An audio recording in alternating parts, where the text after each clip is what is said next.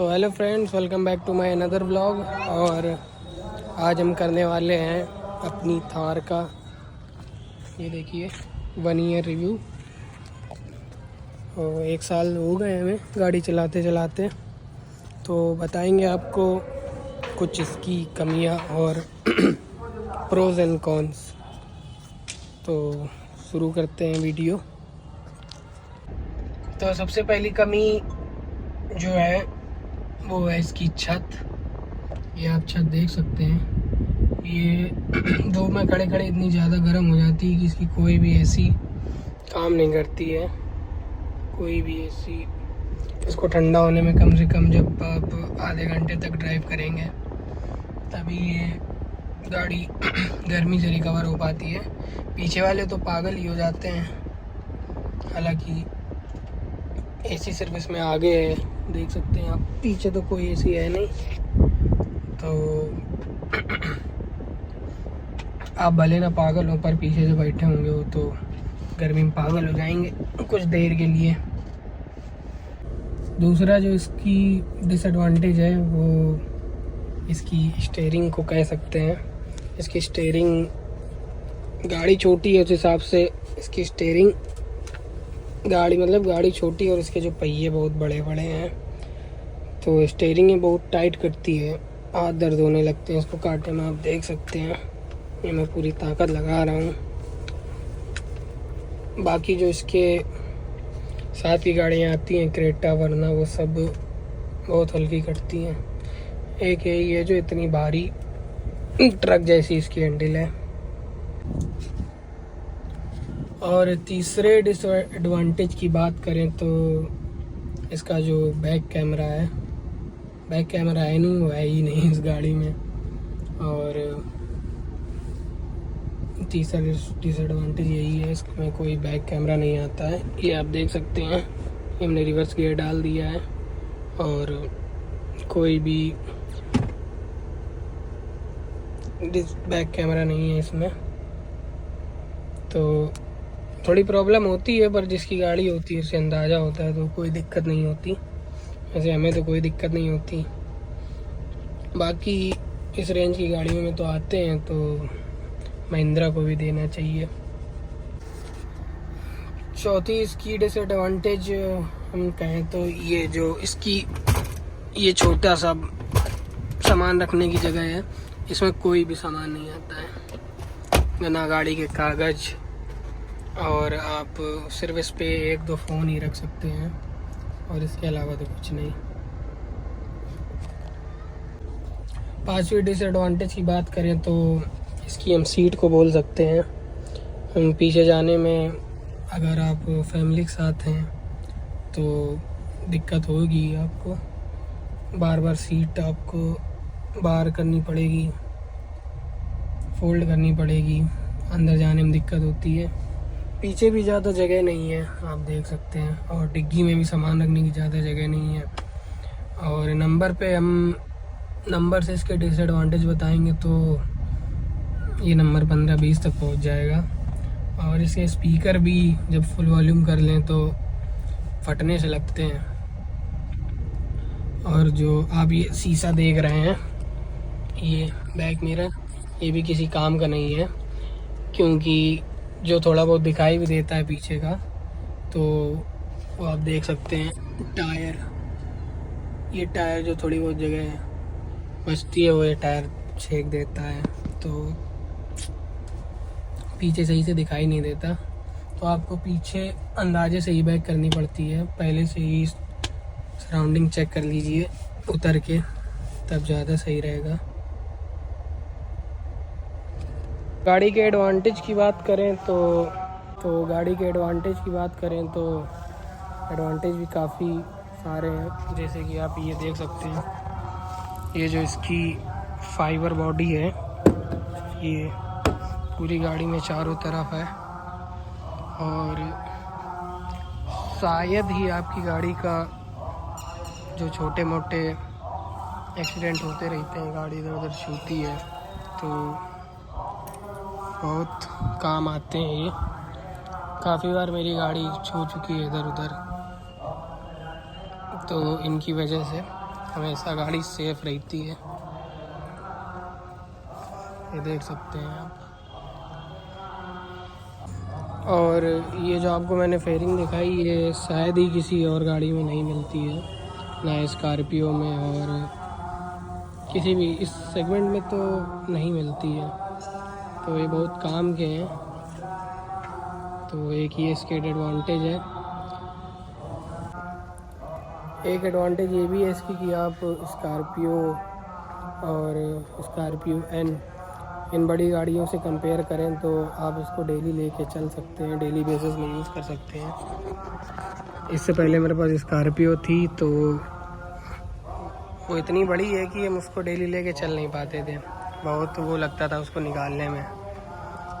इसको तो हम सुबह शाम डेली ही चलाते हैं दिन भर, तो ये भी है एक इसका एडवांटेज। और इसका एक एडवांटेज जो कि तीसरा नंबर है, वो है इसकी ग्राउंड क्लियरेंस।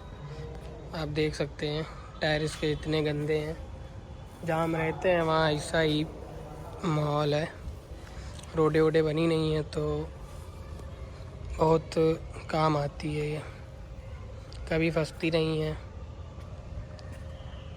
और एक एडवांटेज जो इसका ये है, पीछे जो आप टायर देख रहे हैं, ये टायर काफ़ी काम का है। आपको तो सिर्फ स्टेपनी ही लगता होगा, पर एक बार किया सेल्टॉस ने इसमें टक्कर मारी थी तो इसमें कुछ भी नहीं हुआ था, एक स्क्रैच भी नहीं आया था। बाकी उसका गाड़ी का पेंट ज़रूर इस पर लग गया था।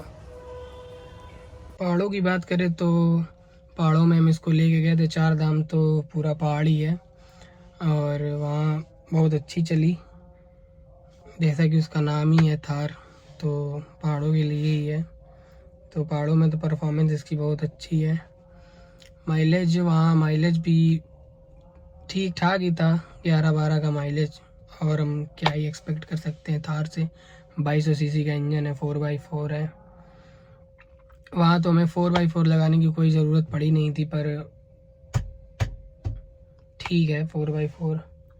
सोचा तो था कि आप लोगों को बताएंगे बहुत कुछ, पर अब कुछ याद ही नहीं आ रहा है। तो बाकी जिसको लेनी होती है वो ले ही लेता है, इतना ये सब प्रोज एंड कॉन्स, अच्छाइयाँ और बुराइयाँ नहीं देखता है। और अगर लेनी है तो आप, अगर आपके पास कोई गाड़ी पहले से है तो आप ले सकते हैं। अगर आपकी फ़र्स्ट गाड़ी है तो मैं तो प्रेफर नहीं करूँगा, मेरे पास ऑलरेडी पहले से 2 गाड़ियाँ हैं, तो हमें तो कोई दिक्कत नहीं, मैं तो अकेले ही चलता हूँ इससे। और अगर पहली है तो आप इसको बिल्कुल भी मत लीजिए, मैं बता रहा हूँ आपको। फैमिली तो इससे बिल्कुल नाराज़ ही रहती है। और सीधे सीधे शब्दों में बात करें तो प्रोज में, अच्छाइयों में तो यही है कि इसकी ग्राउंड क्लियरेंस ऊंची है और गाड़ी छोटी है, आप डेली बेसिस पे यूज़ कर सकते हैं। और बुराइयों की बात करें तो बहुत सी बुराइयां हैं कि इसकी स्टीयरिंग टाइट चलती है, और ये जो हाल टॉप है ये बहुत ज़्यादा गर्म हो जाता है। आप माइलेज भी नहीं सही है, डीजल वेरिएंट है, उसके बाद भी इसमें 11 और 12 का ही माइलेज आता है। रिसेंटली में हम 4 धाम घूमने गए थे, तो गाड़ी लगभग 27 से 2800 किलोमीटर चली थी, तो उसमें 25,000 का डीजल लगा था, 25,000 प्लस का ही डीजल लगा था, उससे कम तो बिल्कुल नहीं लगा था। और हम 4 लोग गए थे, तो सामान में भी थोड़ी दिक्कत हो रही थी, सामान रखने में, सामान हमें यहाँ रखना पड़ा था, और कुछ सामान तो हम यहाँ पर भी रखे थे। तो यही है महिंद्रा थार। तो स्पीड की इसकी बात करें तो 2200 सीसी के इंजन के हिसाब से ज़्यादा इस पर रेस तो नहीं है। 110 से 120 पे बहुत आवाज़ करने लगती है। खैर हमें तो इन सब चीज़ों से फ़र्क पड़ता नहीं है, क्योंकि मेरी ड्रीम कार थी थार, जो कि है मेरे पास, और भागती भी नहीं है ज़्यादा। हालांकि मेरे साथ में गाड़ियाँ गई थी 4 धाम, तो मेरे साथ में वरना एक और थार थी, और भगाने में थोड़ा ड्राइवर की स्किल्स के ऊपर मैटर करता है। तो मुझसे आगे तो ना वरना और ना थार निकल पा रही थी, तो स्किल्स भी होती हैं। और वैसे कोई ठीक ठाक ड्राइवर होता तो मुझे नहीं लगता ये जीत पाती वरना से। और मैक्सिमम इसकी स्पीड 160 तक गई है, ये 180 पे मेंशन है, 160 नहीं 170 गई है, इस पे 180 तक मेंशन है। तो यही है। और क्या बताएं, एक इसका और जो हम कहेंगे डिसएडवांटेज है, अभी हमने रिसेंटली मई में सर्विस कराई है, स्टार्टिंग में ही, तो 10,000 पे हमने सर्विस कराई थी इसकी।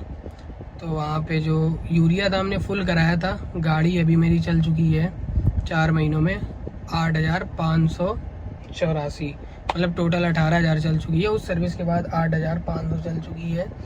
और इसका जो वो है यूरिया वो ख़त्म हो गया है, तो ये भी एक दिक्कत है कि दूसरी सर्विस से पहले यूरिया ख़त्म हो गया। हालांकि ये दिक्कत मेरी एक और गाड़ी है फॉर्च्यूनर, उसमें भी है, उसमें भी यूरिया अलग से लाना पड़ता है, वो भी ख़त्म हो जाता है। तो ये इसमें भी दिक्कत है। वैसे कंपनी को इतना तो यूरिया टैंक देना चाहिए कि सर्विस तक ख़त्म ना हो, और हालांकि ख़त्म हो जाता है तो दोबारा से जाना पड़ता है डलवाने के लिए। चलिए ठीक है, बस यही थे। आज कोई ब्लॉग तो आया नहीं था, मतलब 3-4 दिन से कोई ब्लॉग नहीं आया था, तो हमने कहा लाइए यही बना दें। Good bye.